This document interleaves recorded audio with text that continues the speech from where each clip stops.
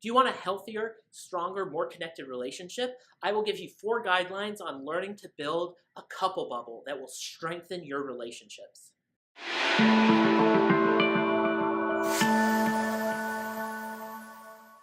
Welcome to the Richer Life Counseling YouTube channel. I'm Tyler Rich, a marriage and family therapist. This YouTube channel is devoted to helping you repair and strengthen relationships, to talking about anything to mental health and everything in between. If this video is helpful to you, go and hit that subscribe button and feel free to share it with anybody who you think could benefit from it. So this concept of a couple bubble is something that I've taken from Stan Tatkin. I'm going to link to his TED Talk. He is an amazing speaker. And he talks about this thought of being in the foxhole together and working together and strengthening.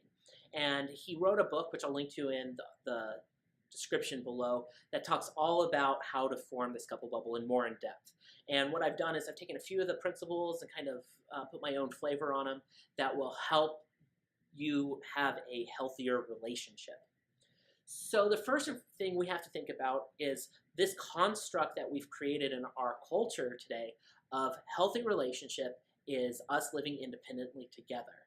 We are raised to be very independent, very self-sufficient, and then we get into relationships and we maintain that worldview and that mindset.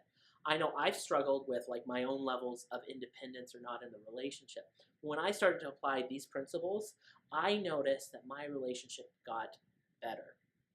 So the first thing we've got to do is you have to imagine the relationship as a bubble, right? This big couple bubble.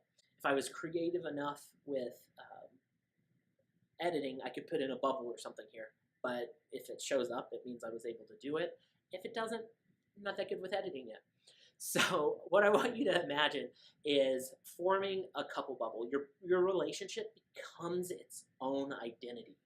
And we can't live as two individuals together. We have to start to identify that our relationship is an identity.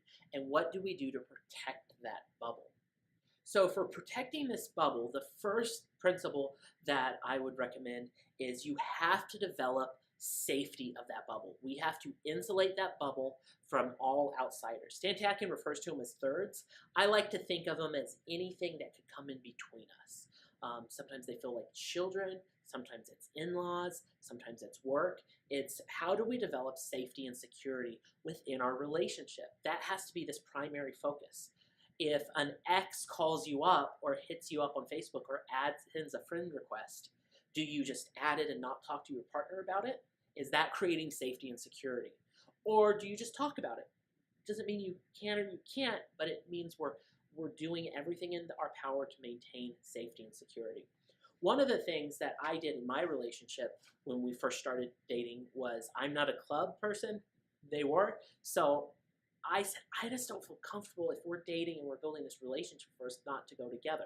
So sometimes we would go together and then sometimes we wouldn't go.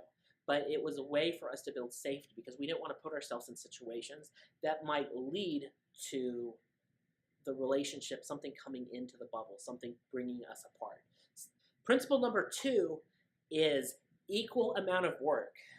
I see this a lot in couples where one person is putting a lot more work and effort into the relationship than the other partner.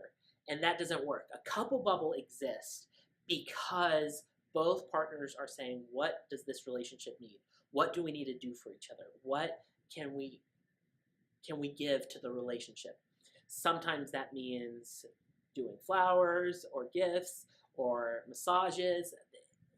It varies. There's no right or wrong, but you have to make sure that you're putting an equal amount of work into it. If one person starts to not put an equal amount of work and we get this power differential, that's when we're going to fall into problems. And that's when this bubble starts to pop because one person doesn't feel like we're really connected.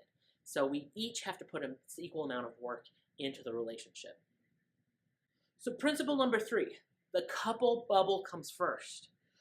While we each have individual needs and we can ask our partner to meet those needs, we have to recognize, are those individual needs negatively affecting the relationship?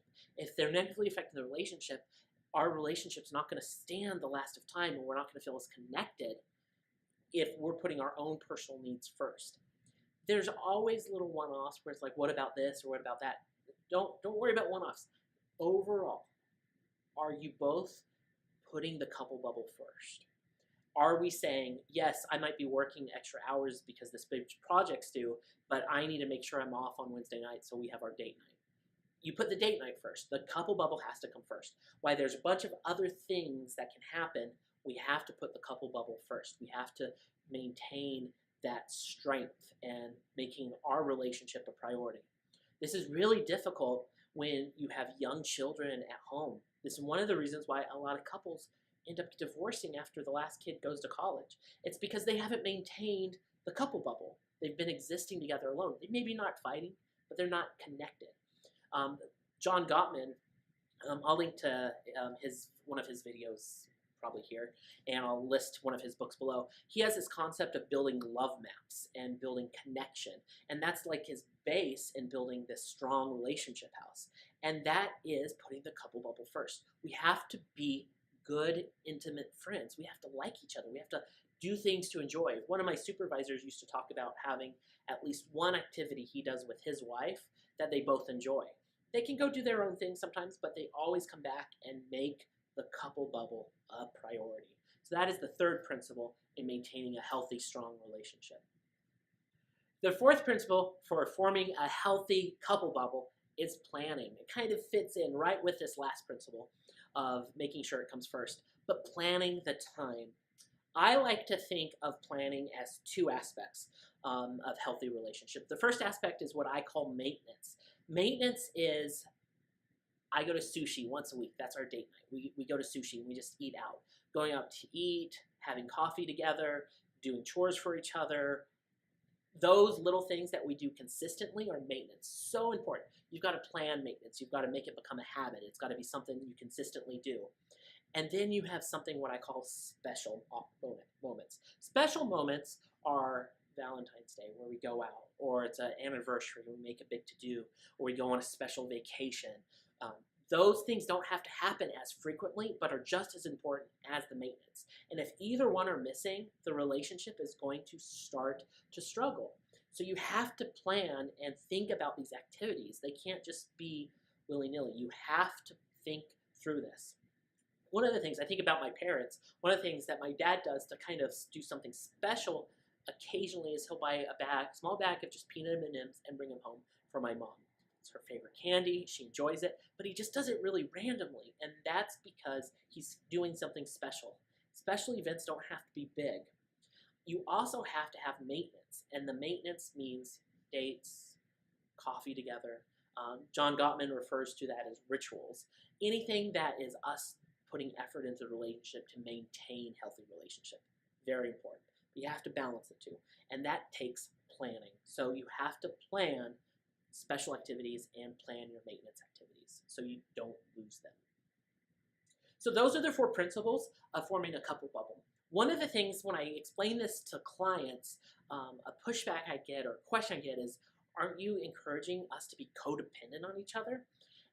And in a way, yes, but not in the unhealthy way that most people read about. Codependency generally is when one partner is trying to meet the needs of the other and the other is not willing to do anything for it. There's a mismatch of power. Everything that I've talked about with this forming this couple bubble is we are both actively working to form this relationship. We are both working to come together and protect each other and this relationship. We're both putting about equal amount of work. Codependency comes in is when one partner isn't putting in that work and the other partner is. This is when it becomes really unhealthy, and one of the reasons why people seek out counseling. So if you are able to build a couple bubble, the amazing thing with this is it becomes a snowball effect, and it becomes easier and easier and easier to put the relationship first. And it's easy to turn things down. It's easy to tell the kids to leave the room. Like, you start to really strengthen your relationship, and it will only get stronger with time as long as you practice these principles of thinking of your relationship as a couple bubble. Feel free and check out the descriptions. I listed Stan Tatkin's website, some of his books, same thing with the Gottmans that I referenced in this video.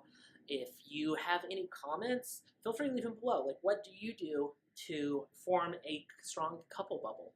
And if this video was helpful, I want you to go on and share it with your friends or family. And that is all I have. I will see you guys next week.